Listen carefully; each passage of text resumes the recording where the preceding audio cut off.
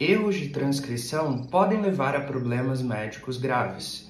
Essa é a história do termo paciente zero no contexto da epidemia de AIDS. O termo paciente zero ele tem uma história equivocada e controversa no contexto da epidemia de HIV e AIDS, especialmente por sua associação com Guyton Douglas, um comissário de bordo canadense que foi incorretamente retratado nos anos iniciais da epidemia como responsável pela disseminação da doença na América do Norte.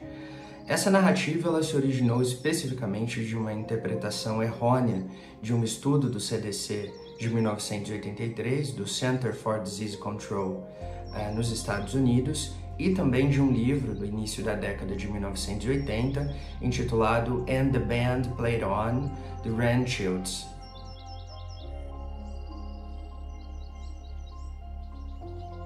O Douglas ele tem uma associação curiosa com a epidemia de HIV e AIDS, e que eu discuto em outros trabalhos também, que tem uma hipótese muito importante aí, que é a da mobilidade. O Douglas ele era comissário de bordo, como nós vimos, e, portanto, para o CDC naquele momento, interessava compreender como a AIDS ela se espalhava entre vetores e suspeitos. Então, o grupo de homens homossexuais, assim como imigrantes, haitianos e porto-riquenhos, trabalhadoras e trabalhadores sexuais, entre outros grupos na sociedade historicamente marginalizados, eles eram intitulados ou concebidos como reservatórios de doenças venéreas. Naquela época era um termo corrente.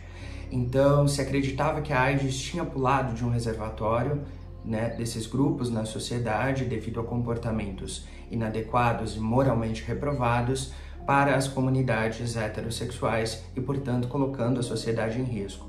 O Guyton Douglas ele criava uma espécie de simbolismo em relação à disseminação, porque ele era um comissário de bordo e a rota que o Douglas fazia dentro da empresa aérea era entre Nova York, Toronto e também a Califórnia. Portanto, Nova York e Califórnia, redutos homossexuais desde os anos 60 ao menos.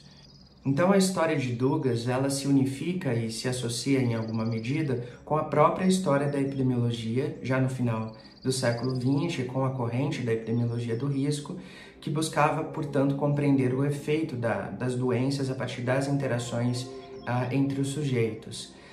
E, portanto, a hipótese de que a AIDS havia sido disseminada muito rapidamente tinha a ver também com o contexto de trabalho do Douglas como comissário de bordo e, portanto, ele havia tido muitos contatos sexuais em um ano.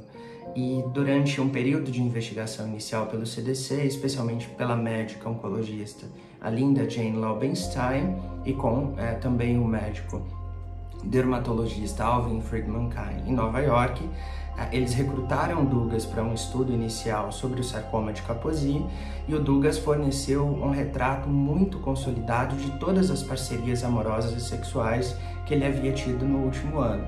Isso permitiu que o CDC esquadrinhasse o comportamento sexual a partir das interações sexuais com parceiros de diferentes lugares nos Estados Unidos.